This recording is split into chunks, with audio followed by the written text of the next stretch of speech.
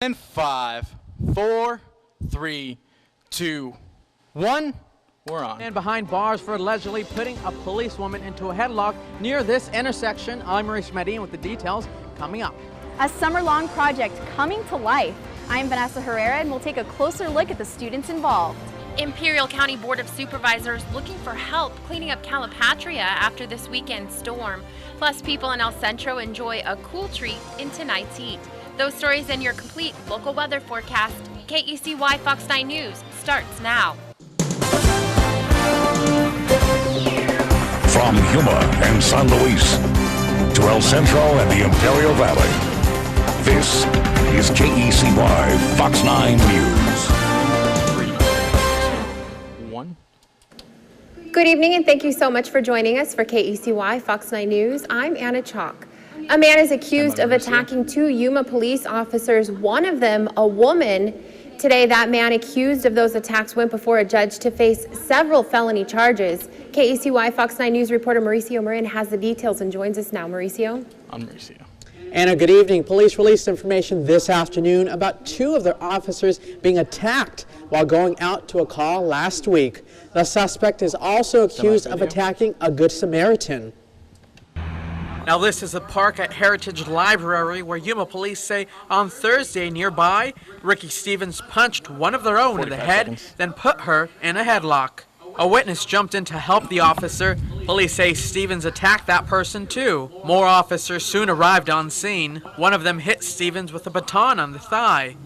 Stevens allegedly attacked that officer as well. Police say it took 5 tasers to finally knock Stevens to the ground to arrest him. The female officer says she was socked in the face. She and the Good Samaritan were treated for minor injuries on scene. Another officer was taken to the hospital and treated for injuries allegedly sustained in the attack. Stevens is now being charged with 9 felony aggravated assault charges, resisting arrest, and criminal damage. Bond was set at $500,000. Now, we talked with Yuma police over the phone tonight and asked them why we didn't know about this sooner. Now, they say Stevens was reportedly on medical treatment and felt it was not appropriate to release the information until a warrant was served this week. Anna, back to you. Thank you, Mauricio. Parts of Calipatria are still in serious disrepair tonight after that weekend storm left millions of dollars in damage. Today, the Imperial County Board of Supervisors met to approve a proclamation declaring a state of emergency for that area. KECY Fox 9 News reporter Eduardo Santiago was there and brings us the latest. That's right, Anna. The Imperial County Office of Emergency Services presented the $9 million prize tag to the Board of Supervisors this morning. Now the supervisors are looking for help from the state and federal governments. More than $9 million is the estimated cost to repair the damage done by Sunday's storm. Imperial County Board of Supervisors voted to approve the state of emergency proclamation at this morning's meeting. This proclamation will be sent to the state of California, and it triggers the state of California to begin for them to get involved with this process. District 4 Supervisor Gary Wyatt says the state is already well aware of the issue. From now on, the state will begin to get more involved. They've already been here. They've already been working beside us and looking at the situation, so they're ready to go into action. Emergency Services Coordinator Tony Rahoda says the state will now evaluate the proclamation and decide how much money it will really take to have everything back up and running. Basically, the state will review all the documentation, all the pictures, and all the numbers that I've put together for cost damages so far. Then they'll make a determination of what we'll be allowed to do from here. As you may recall, 12 Calipatria families were evacuated from their homes due to the damage from the storm. All but 2 families have returned home, but the 2 families who are still displaced have accommodations. Also at today's board meeting, the board commended all responding agencies for working so hard at getting Calipatria back on its feet. From El Centro, Eduardo Santiago, KECY Fox 9. You may also recall the Imperial Irrigation District separately declared a state of emergency this week, so it seems that all of the local agencies there are really working to get as much help from the government to get Calipatria back to normal. But there could be more rain in our future. Jerry Stephan is in now with a quick look at your local forecast. Jerry? Well, we have a few changes coming our way. Clouds will move into the area, humidity levels going up a little bit, and even a slight chance of rain for the area. As far as tonight's concerned, mostly clear, and overnight lows in the warm category. 86 degrees the overnight low tonight for Yuma. Winds out of the south at 48 miles an hour. Now, we do have some changes coming our way over the next several days. We'll take a look at that forecast, including the 7-day, in just a bit. Calexico Police Department is on the lookout for a group of thieves who they say got away with $10,000 worth of merchandise from Walmart. These are some of the store surveillance images provided to Fox 9 by the Calexico Police Department. Now, this particular incident happened early Thursday morning.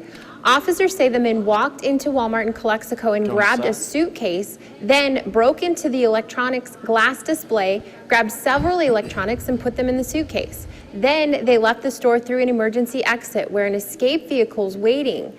The car is believed to be a newer model Nissan Altima, and the 3 men police are looking for are described as African American in their late 20s or early 30s. If they are caught, even if they don't have the merchandise on them, we have enough evidence to prosecute them with several felonious crimes. We are going to bring you into custody, and we're going to go full prosecution. Police believe the men are coming in from out of town, and this may not be their first robbery in that area. Some students here in Yuma are prepping to paint with strokes of genius on a historical mural. KECY Fox 9 News reporter Vanessa Herrera went to see their progress, and she tells us why the project is much more than art. Vanessa? Anna, with the help of Yuma Private Industry Council and the City of Yuma, students have 6 weeks to paint a meaningful mural. But the kids get much more out of it than just some paint on their hands. The whole concept is sacrifice. Every year a new mural gets painted in Yuma County. This mural at the Civic Center painted 2 years ago by the same program. And it's a little nerve-wracking. So when you first come here, I'm like, oh my God, I'm going to be painting this huge wall. This year there's 7 students, ages 7 to 21 at the Yuma Readiness and Community Center on 24th Street, painting this mural. I've never painted or anything before this. I took an art class in high school, but that's about it. And that's part of the beauty. No painting or art background required because the first 2 weeks start with a little art boot camp. We came up with 4 concepts, and this was the one that got chosen. The silhouettes you see here in the mural actually represent 3 soldiers from right here in Yuma. This is their place, and they're kind of should be in the mural. Bringing in soldiers for a photo op to help design the final concept. They're only halfway through and have learned so much. Don't give up. Just keep trying till you get it right. Learning work ethic too. Don't be late, be responsible. Teamwork is really important. She says that's what the program is about, a big learning experience. When you see that little grass, it's like, yes, this is what we're here for. Hoping the kids will walk away knowing they can have a career they truly love. My job, what I do for the city, I design, and I design for a living, and I love it. But they all know it won't be easy getting there. It's frustrating at times, but in the end, it's going to be amazing. They only have a little over a week and a half before it will be complete, and then they will get to celebrate their accomplishment. We will be at the ceremony, so stay tuned for the final product. Anna, back to you. Thanks, Vanessa. Time is running out to help collect school supplies for local kids. The Foundation of Yuma Regional Medical Center is hosting their last drive this weekend at the Walmart on Pacific Avenue from 10 in the morning until 2 in the afternoon. Organizers say they have nearly 5,000 backpack requests already from dozens of schools throughout Yuma County. You can help by stopping and stuffing the bus this Saturday with supplies. We want to get as many supplies donated as we can by shoppers and others coming by. We're looking for crayons, pencils, glue, rulers, paper, safety scissors, markers, pencil sharpeners, dictionaries, everything a kid needs to get started at school again. Again, Saturday is their last organized event, but if you can't make it this weekend, the foundation does still have collection boxes throughout Yuma, or you can donate online. Just head to yumaregional.org. Right, here we go. And here's a look at what's straight ahead on KECY, Fox 9 News. He seems to be in the middle of all kinds of controversy at any given moment. Today, Sheriff Joe Arpaio finds himself in the middle of a lawsuit. And Ford says one of their cars could catch fire thanks to a faulty fuel line. Which car is being recalled? You're watching KECY, Fox 9 News. Stay with us. 1 and out.